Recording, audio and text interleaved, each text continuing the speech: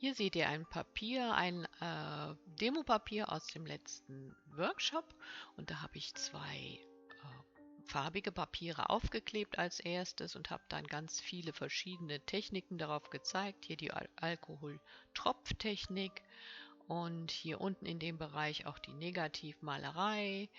Also verschiedene wild durcheinander gewürfelte Techniken, ein einziges Durcheinander. Heute möchte ich einfach ein bisschen Ordnung in das Bild bringen und mal sehen, was sich daraus herauskitzeln lässt. Dabei könnt ihr mir zusehen und ich hoffe, ihr habt sehr viel Spaß dabei.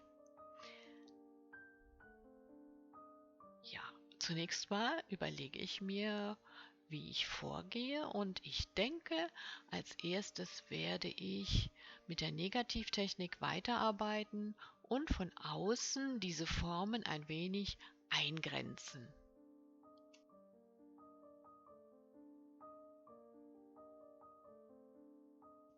Die verwendeten Farben werde ich euch hinterher in der Videobeschreibung nochmal einfügen. Dann könnt ihr alles gut nachvollziehen.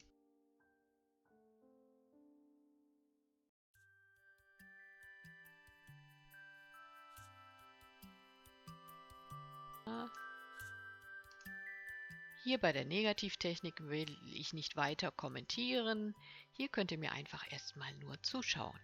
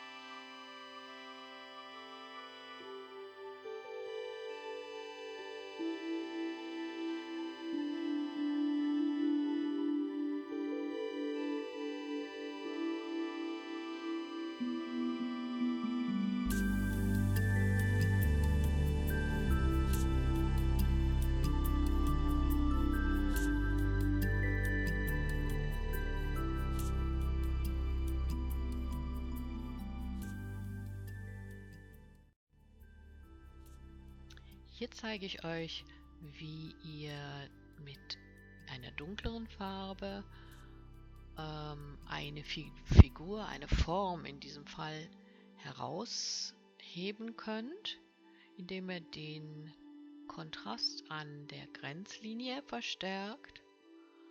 Dazu trage ich immer entlang der Linie, der Grenzlinie, erstmal etwas feuchte Farbe auf, dann verteile ich sie mit dem Pinsel. Man kann den Pinsel auch nach dem Auftragen der Linie etwas abtrocknen, um dann mit etwas trockenem Pinsel die Farbe zu verstreichen. So bekommt man so eine Art Schatteneffekt und die Form liegt über dem Hintergrund.